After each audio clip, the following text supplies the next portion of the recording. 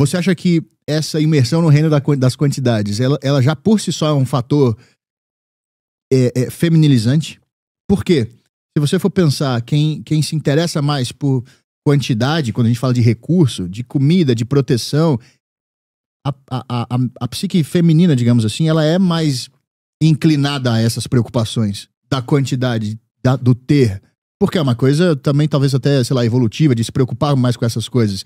Então, só de, digamos, deixar um pouco de lado o reino da qualidade, da profundidade com que se trata as coisas, já é um fator que vai tornando homens menos homens?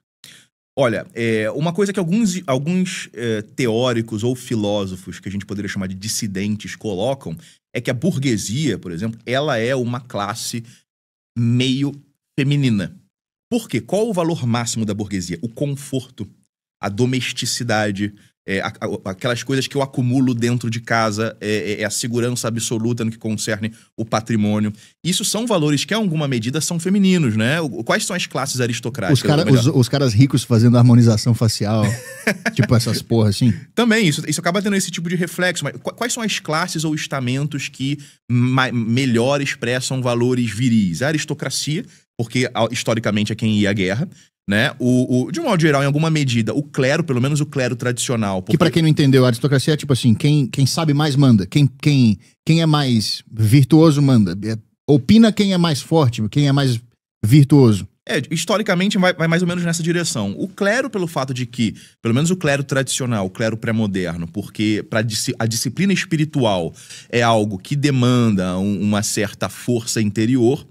O próprio campesinato tem um elemento também virilizante ali no trabalho com a terra, e também o proletariado, se a gente pensa em termos modernos, o proletariado, ele tem algo meio prometeico, titânico ali na maneira como ele molda a matéria-prima e transforma aquilo em algo novo, em algo que ele cria, né? Então, o proletário alemão, né, que tá ali na fábrica no século XX... Isso, e sai e vai tomar cerveja, aquele desdentado. O proletariado russo, alemão, o mesmo brasileiro dessa época também, da época do Getúlio Vargas, da época ali dos anos 60, dos anos 70. Então tem esse elemento... O Lula jovem. O Lula jovem. O Lula jovem de barba preta era bonito demais. Então, assim, o reino da quantidade, ele tem uma dimensão feminina no sentido de que o próprio feminino está mais ligado à matéria do que o masculino. Por quê? Bem, isso é mistério da natureza, é mistério da criação. O corpo da mulher está mais ligado aos ciclos naturais, aos ciclos biológicos, até mesmo aos ciclos das esferas, né?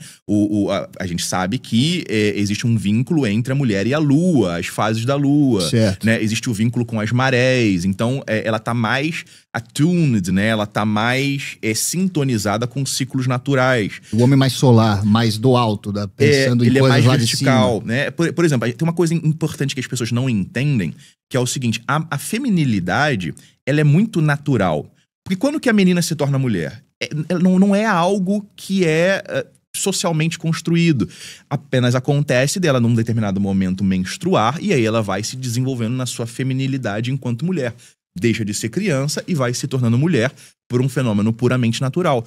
No corpo do homem, na existência do menino, do homem, não existe nada tão radical assim que traça uma distinção entre, olha, aqui você é menino e agora você é homem.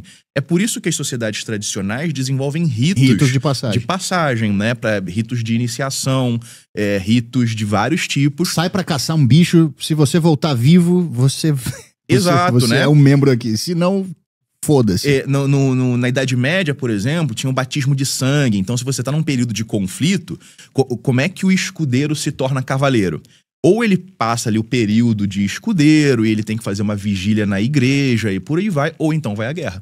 Então o cara vai à guerra, matou o seu primeiro homem, passou pelo batismo de sangue, então agora ele não é mais escudeiro, é cavaleiro, não é mais menino, é um homem. Então assim, a modernidade consegue prover esses ritos de maneira meio que... Por exemplo, vou te dar um exemplo. Quando eu tinha 10 anos, é uma história real, meu pai me levou no estádio pela primeira vez, de futebol. Eu nunca tinha ido, a gente lá de Minas, todo mundo cruzeirense, me levou no estádio. Pela primeira vez eu vi meu pai longe do olhar da minha mãe. Uhum. Você vê seu pai, você vê ele sob o olhar da sua mãe. Então ele não pode falar uma merda, uma bosta, assim. Sabe? O olhar quase que policial da mulher pro seu marido. Primeira vez eu vi meu pai longe disso, zero influenciado por isso. E tipo um murangotango, xingando o juiz, Uhum. né? Tomando cerveja. Eu conheci os amigos do meu pai. Ah, você que é o filho do... Me cumprimentaram. E aí eu ficava olhando mais pro meu pai e pros amigos dele, como eles se comportavam, que nem bicho, sei lá, que nem o cara indo pra guerra, um negócio de tribal, assim, Uhum. xingando o juiz, sua mãe, seu filho da puta e tal. E eu olhando pra trás, na época eu não sei se eu percebi tanto, mas olhando pra trás eu percebi que eu mudei dali pra frente. Por quê? Eu penso, eu fui apresentado pra tribo, digamos assim. Eu saí da Oca pela primeira vez e fui apresentado pra tribo. Então, a partir do momento, depois ali, quando eu fiz 12, 13, 14, que eu comecei a ir no jogo, de repente, sozinho, eu via os amigos do meu pai e eles não me viam. Ó o filho ali do fulano. É o Thiago já. É o Thiago. Ah, e aí, pô, cadê seu pai? Eu virei um membro ali daquela pequena comunidade de torcedores e dos amigos do meu pai daquele lugar. Ah, senta aqui com a gente. Toma um gole de cerveja aqui, o cara, 14 anos, assim, os caras me dando um... Entendeu? Uhum. Eu percebi que dali eu fiquei mais interessado, tanto no estádio... Então, não era só o jogo o motivo pra eu ir no estádio, entendeu? Eu me tornei mais interessado na vida, talvez. Na vida, fiquei mais empolgado com as coisas. Não, faz sentido. Teve um fator psicológico que rolou ali. Apesar de não ser um rito propriamente dito. Uhum, sim. É um rito meio moderno, assim. Faz sentido, eu acho que na verdade é uma boa percepção. A gente encontrou, talvez instintivamente, alguns tipos de substitutivos para esse cultivo, essa manutenção da masculinidade, da virilidade tradicional. Porque a oca, né, a casa, é o reino da mulher, né? É o espaço dominado pela mulher. Então, quando você fala aí num espaço sem mulher, e hoje em dia isso, na verdade, não existe, porque a gente também está domesticando o estádio de futebol. Essa proliferação de normas, de leis, de proibições é um processo de domesticação do estádio de futebol. Não sei se você está familiarizado, mas o C.S. Lewis fala disso nas obras dele. Não existem espaços exclusivamente masculinos mais, e certos assuntos nunca são desenvolvidos. Porque você nunca vai falar a mesma coisa que você falaria só comigo, quando a gente desligar aqui e estiver tomando, sei lá, o que a gente estava falando antes de começar a gravar, por exemplo. A gente não falaria se tivesse a minha esposa aqui, a sua mulher aqui, uma dama, uma mulher aqui. Sim. Então, no ambiente de trabalho tem mulher. E, portanto, aquele ambiente tem que girar em torno dela. As coisas são niveladas pra baixo. Você não vai trazer a mulher pra uma conversa que é masculina porque vai ser escroto. Então você se adequa. Na igreja, eu sou cristão, eu vou com minha mulher na igreja, a gente comenta isso. É um ambiente absolutamente feminino. Até as letras dos louvores. Sim. Eu quero me entregar nos seus braços. É uma coisa meio... Porra, vejo... E caralho... Os casais dentro da igreja são assustadoramente bizarros. A mulher geralmente é bem mais corpulenta do que o cara. O cara geralmente é muito... raquítico, senta com as perninhas assim. Tipo, sabe? Então, assim, parece que todos os ambientes foram feminizados. Sim. Isso é uma consequência também natural da modernidade? Ou isso também é pensado por alguém? Ou ambas as coisas? Eu acho que vai mais por ambas as coisas. Em primeiro momento, eu diria que é fundamentalmente algo que vai acontecendo, é alguma medida natural. O reino da mulher, como eu estava falando, é esse âmbito doméstico, é a domesticidade, é a casa, é o lar, que acaba sendo também o foco do burguês. O foco do burguês é o espaço privado, a esfera privada, aquilo que ele tem dentro de casa, aquilo que ele faz dentro de casa. É com o surgimento da burguesia, por exemplo, que você vai cada vez mais separando os espaços domésticos dentro de casa em espaços mais privados, uns em relação aos outros. Você vai tendo uma série de desenvolvimentos nesse sentido que vão influenciando a sociedade e que vão moldando a sociedade também. E aí, esses espaços, automaticamente, eles também vão ficando cada vez menos masculinos, precisamente pelo fato de que o reino da quantidade ele tá mais atrelado ao feminino do que ao masculino.